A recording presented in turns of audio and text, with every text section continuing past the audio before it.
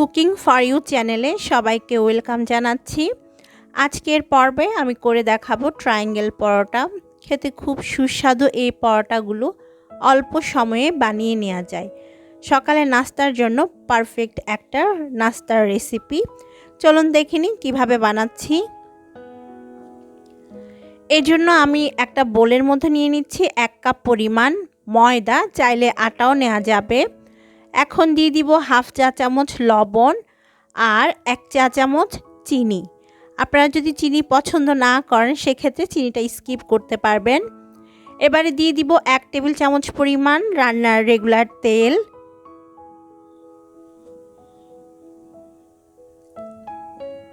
তেলটা দিয়ে দেওয়ার পর সব উপকরণ হাত দিয়ে খুব ভালোভাবে প্রথমে একটু মিশিয়ে নিতে হবে। একটু ঝুরা ঝুরা করে নিলেই হবে। তারপর এখানে আমি গরম পানি দিয়ে ডোটা তৈরি করব। এখানে একটা টিপস বলে রাখি, সেটা হচ্ছে আপনারা যদি 4-5 ঘন্টা পরোটা একদম সফট বা নরম রাখতে চান সেক্ষেত্রে গরম পানি দিয়ে ডোটা তৈরি করবেন। এতে করে আপনারা যে পরোটাটা বানাবেন সেটা অনেক বেশি সফট থাকবে 4-5 ঘন্টা নর্মাল তাপমাত্রায় রাখলেও। তাই আমি সব সময় গরম পানি দিয়েই ডোটা তৈরি করি। তো ডো তৈরিতে আসলে কতটুকু পানি লাগবে সেটা আমি বলছি না, আপনারা যখন বানাবেন তখনই বুঝতে পারবেন পানির অনুপাতটা। তো আজকে ডোটা তৈরিতে আমার টোটাল হাফ কাপ পানি লেগেছে। গরম ভাপটা চলে যাওয়ার পর আমি হাত দিয়েই ডোটাকে মথে নিব বা তৈরি করে নিব।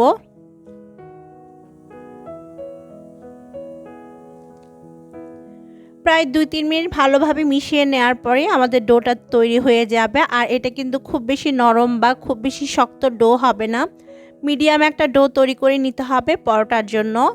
এখানে ডোটা তৈরি হয়ে গিয়েছে। এখন আমি 10 মিনিটের জন্য ঢেকে ডোটাকে রেস্টে রেখে দিব। 10 মিনিট পর ফিরে এসেছি আর 10 মিনিটে আমাদের ডোটা আগের চাইতে কিছুটা সফট হয়ে গিয়েছে। আমি আবারও খুব ভালোভাবে হাত দিয়ে ডোটাকে মথে নিব। মথে নেওয়ার পর আমি এখান থেকে সমান 4 ভাগে ভাগ করে নিব। 1 কাপ ময়দা দিয়ে 4টা পরোটা হয় মিডিয়াম সাইজের।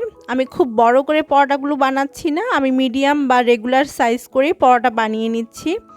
তো 1 কাপ ময়দা দিয়ে আমার এখানে 4টা ডোয়ের বল হয়েছে। আর এই 4টা ডোয়ের বল দিয়ে 4টা পরোটা বানানো যাবে।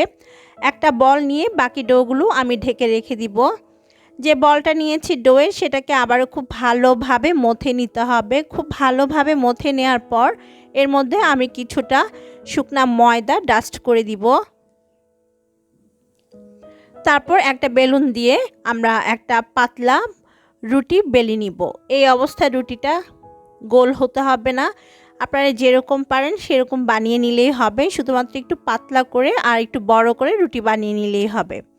দেখতে পাচ্ছেন আমি একটা রুটি বানিয়ে নিয়েছি। এখন এর মধ্যে আমি দিয়ে দিব সামান্য একটু তেল। এই তেলটা এখন পুরো রুটির মধ্যে স্প্রেড করে দেওয়ার পর আমি এক পাশ থেকে টেনে আরেক পাশ থেকে ভাঁজ করে দিয়েছি। আর কিভাবে দিয়েছি সেটা আপনারা নিশ্চয়ই দেখেছেন।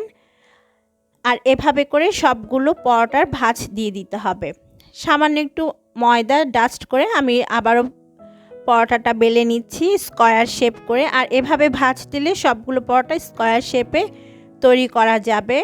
খুবই সিম্পল এই ওয়েটা ভাঁজ দেওয়ার, আপনারা সবাই পারবেন।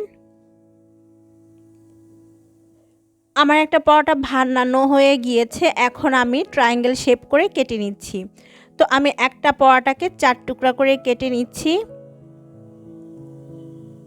ছুরি দিয়ে আমি 4 টুকরা করে কেটে নিয়েছি। আর এভাবে করে সবগুলো পরোটা আমি বানিয়ে কেটে নিব। সবগুলো পরোটা বানিয়ে এভাবে কেটে নিয়েছি। আমাদের ট্রায়াঙ্গেল পরোটাগুলো এখন তৈরি তেলে ভাজার জন্য। এখন চুলায় চলে যাচ্ছি পরোটাগুলো ভাজার জন্য। ভাজার জন্য তেলটাকে খুব ভালোভাবে গরম করে নিতে হবে মিডিয়াম হিটে রেখে। তারপর এর মধ্যে পরোটাগুলো দিয়ে দিতে হবে। পরোটাগুলো তেলে দেওয়ার সাথে সাথে দেখবেন এগুলো খুব সুন্দর উপরে উঠে আসবে আর খুব সুন্দর ফুলকো হবে। চাইলে উপর থেকে এরকম কিছুটা তেল দিয়ে দিতে পারেন যেরকমভাবে আমি দিচ্ছি। আর দেখতেই পাচ্ছেন যে পরোটাগুলো কি সুন্দরভাবে ফুলে উঠেছে। তো আমি হালকা করে পরোটাগুলোকে ভেজে নিব। এক পাশে হয়ে গেলে অন্য পাশে উল্টে হালকাভাবে আমি ভেজে তুলে নিব। এই যে আমার এক ব্যাচ পরোটা ভাজা হয়ে গিয়েছে, এখন আমি এগুলো তেল থেকে তুলে নিব। আপনারা চাইলে আরেকটু গাঢ় করে ভাজতে পারেন, তবে আমি এই অবস্থাতেই নামিয়ে নিচ্ছি। তেলটাকে খুব ভালোভাবে ঝরিয়ে নিয়েছি আর বাকি পরোটাগুলো সেমভাবে ভেজে নিব। খুবই সিম্পল আর খুবই সহজ একটা রেসিপি এটা। আশা করছি আপনাদের সবার কাছে ভালো লেগেছে। ভালো লাগলে আমার চ্যানেলটি সাবস্ক্রাইব করতে কিন্তু একদমই ভুলবেন না। সেই সাথে পাশে থাকা বেল বাটনটি প্রেস করে রাখবেন, এতে করে যে কোনো রেসিপি দিলে তার নোটিফিকেশন আপনাদের কাছে চলে যাবে। বিদায় নিচ্ছি, ভালো থাকবেন।